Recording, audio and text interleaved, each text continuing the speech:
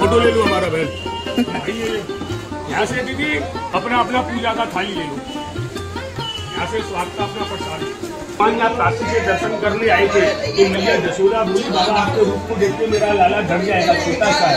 तो बाबा बोले मैया मैं तो तेरे लाला के दर्शन करने इतनी दूर कैलाश पर्वत से आया हूँ, जब तक तुम मुझे अपने लाला के दर्शन नहीं करने दोगी मैं तुम्हारे दर पे से नहीं जाऊंगा। बोलो काशी विश्वनाथ भगवान की जय।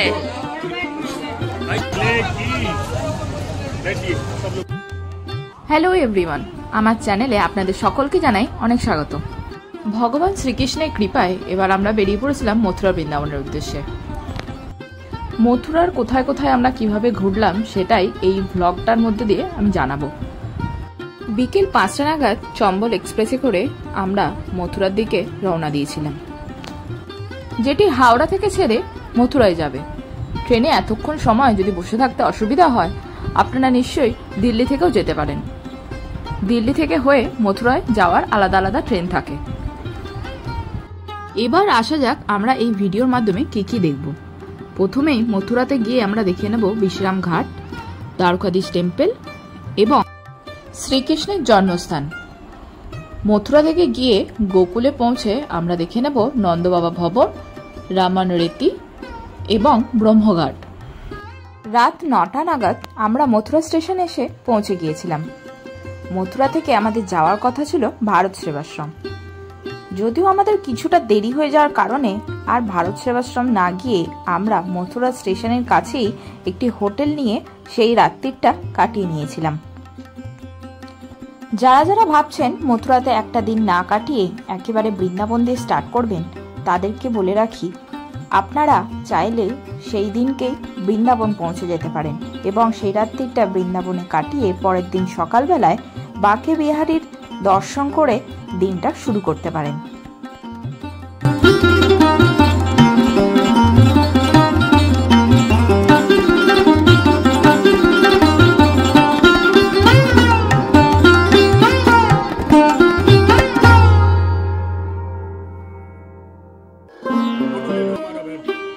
দ্বিতীয় দিন সকালবেলা থেকেই আমাদের মথুরার সাইট সিন শুরু হয়ে গিয়েছিল। প্রথমেই আমরা এসে পৌঁছেছিলাম বিশ্রাম ঘাটে। मामा कंस को मारा तो भगवान आप काशी से दर्शन करने आए थे तो मैया जसोदा बोली बाबा आपके रूप को देख के मेरा लाला डर जाएगा, छोटा सा है। तो बाबा बोले मैया मैं तो तेरे लाला के दर्शन करने इतनी दूर कैलाश पर्वत से आया हूँ, जब तक तुम मुझे अपने लाला के दर्शन नहीं करने दोगी मैं तुम्हारे दर पे से नहीं जाऊंगा। बोलो काशी विश्वनाथ भगवान की जय। ये गौरी मंगल माता है, सावन के महीने माता बहन गौरी मंगल का व्रत करती हैं। बोलो गौरी मंगल मैया की जय। वो देखो भैया आ जाएंगे, वो आगे आ जाए।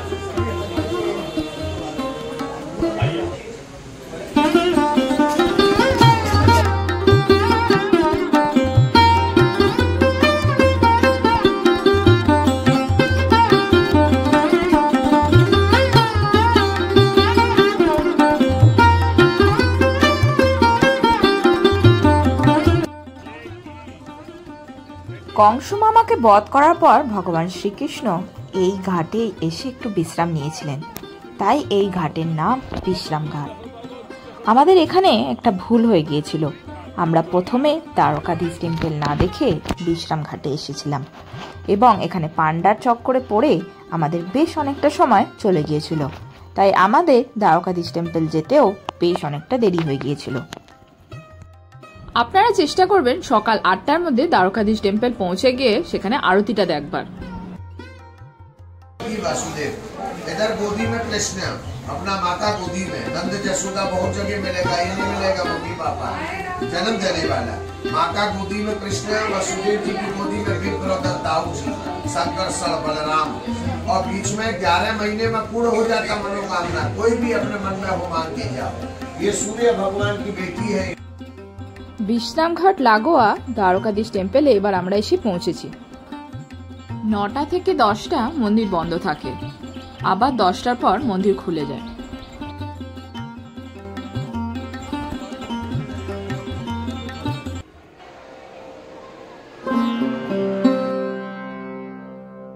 মন্দিরের ভিতর অসাধারণ কারুকার্য করে ভগবানের যাত্রা কথা বর্ণনা করা আছে। এখানে ভগবান রাজা বেশে আছেন।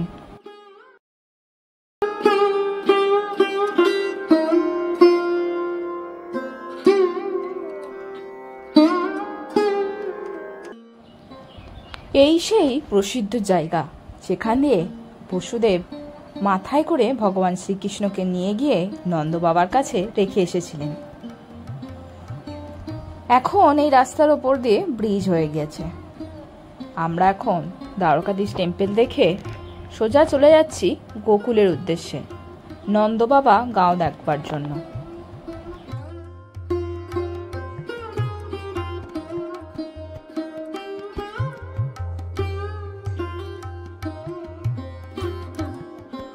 গোকুলের প্রথম দর্শনীয় স্থান নন্দবাবা গাঁও। সরু গলি বরাবর আমরা হেঁটে যাচ্ছিলাম নন্দবাবা আশ্রম দেখার জন্য।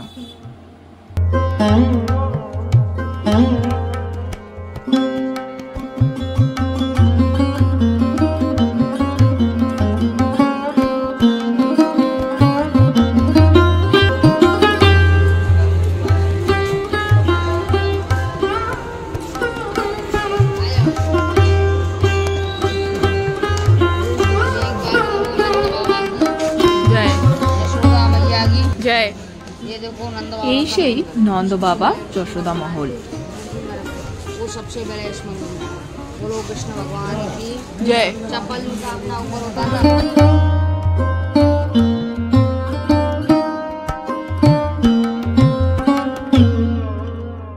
নন্দ যশোদা মহল ছেড়ে বেরিয়ে আসার পথে আমরা পেয়ে গিয়েছিলাম বলরামজি এবং রেবতী মাতার মন্দির।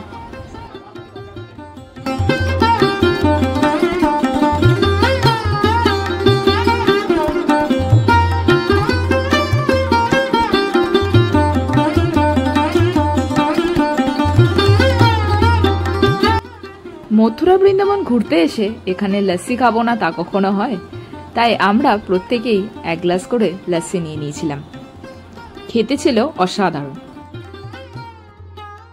এবারের ডেস্টিনেশন রামান রেতি বা শ্রী বিহারীজি টেম্পল।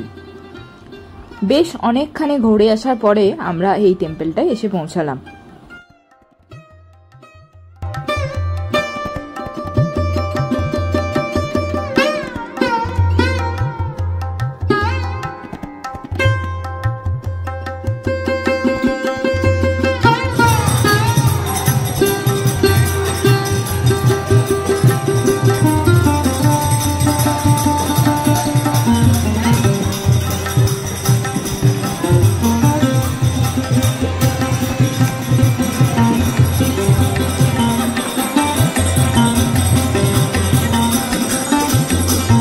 রামান রেতি এই সেই প্রসিদ্ধ জায়গা যেখানে ভগবান শ্রীকৃষ্ণ শৈশবকালে তার বন্ধুদের সাথে খেলা করতে আসতেন এবং বৃন্দাবনে চলে যাওয়ার আগেও ভগবান শ্রীকৃষ্ণ তার প্রেমিকা রাধার সাথে দেখা করবার জন্য এই জায়গাটাই বেছে নিয়েছিলেন।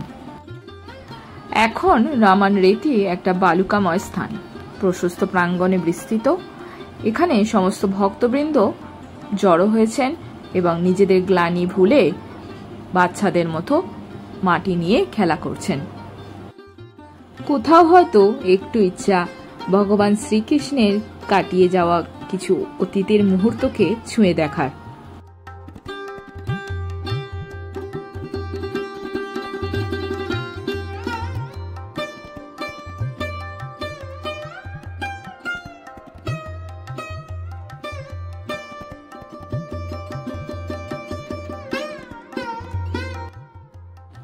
আমরাও এই বিস্তীর্ণ এরিয়া হেঁটে ঘুরে নিলাম। এক অপার শান্তি মনে অনুভব করছিলাম। এর পাশেই ছিল একটি হরিণের অভয়ারণ্য এবং শ্রী বিহারীজি মন্দির, এবং তার পাশেই ছিল সাধুদের থাকার জন্য কিছু ছোট ছোট কুঁড়েঘর।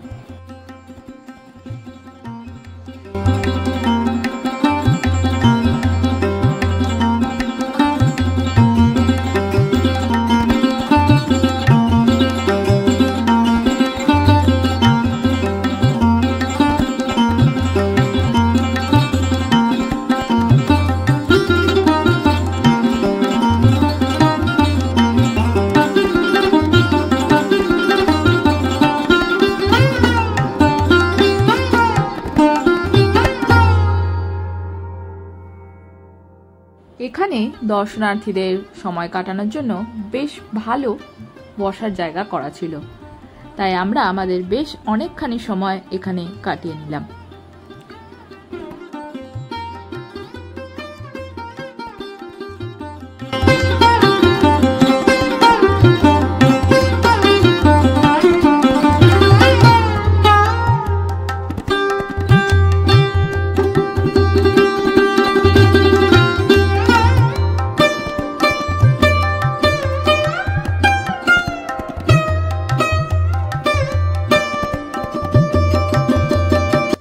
রামায়ণটি ঘুরে দেখার পর এবার আমরা এসেছি ওল্ড গোকুলে।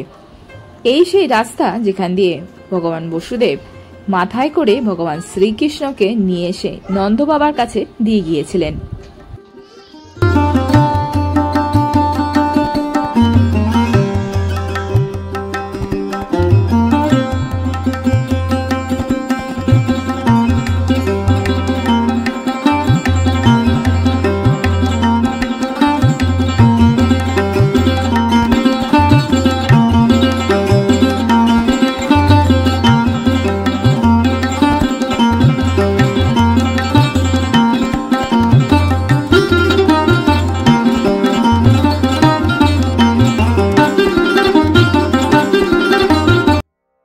এবার আমরা এসে পড়েছি পুরনো গোকুল।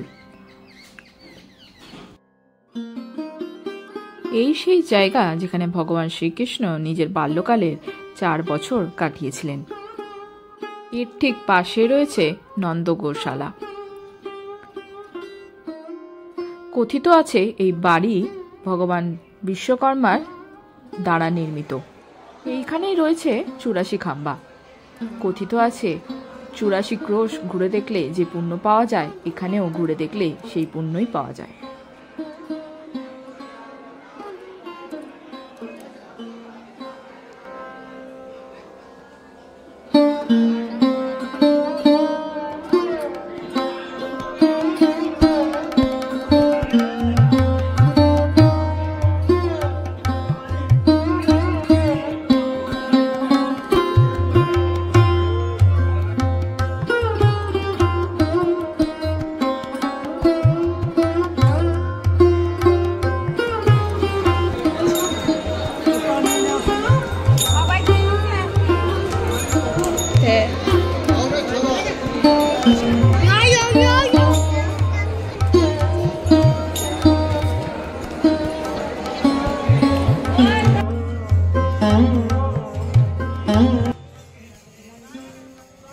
ব্রহ্মাণ ঘাট এই সেই জায়গা যেখানে ভগবান শ্রীকৃষ্ণ বন্ধুদের সাথে খেলতে খেলতে কিছু মাটিকণা খেয়ে ফেলেছিলেন এবং তারপরে যখন তার মা মুখ খুলে পরিষ্কার করতে চান, তখন তিনি মা যশোদাকে নিজের মুখের মধ্যে মহাবিশ্বের এক প্রতিরূপ দেখিয়েছিলেন। সেই থেকেই নাম হয় এই ঘাটের ব্রহ্মাণ ঘাট।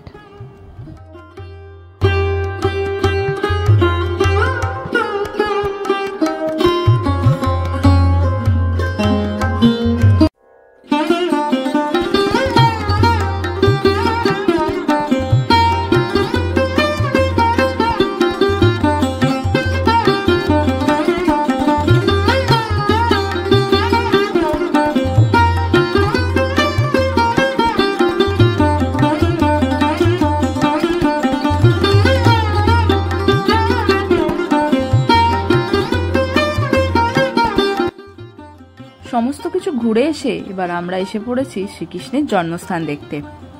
এই হলো পুতনা কুণ্ড। বলা হয় এখানেই পুতনা রাক্ষসী চান করতে আসতেন। এই জায়গাটি পরবর্তীকালে নতুন করে বানানো হয়েছে, তাই এখানে সবকিছুই বেশ নতুন। আর ভেতরে রয়েছে একটি কারাগার এবং শ্রীকৃষ্ণের একটি মন্দির। ভেতরে আমাদের ক্যামেরা নিয়ে অ্যালাউড ছিল না, তাই আমরা ভেতরে কোনো ফটোগ্রাফি করতে পারিনি। দেখা হচ্ছে পরবর্তী ভিডিওতে বৃন্দাবনের আপডেট নিয়ে।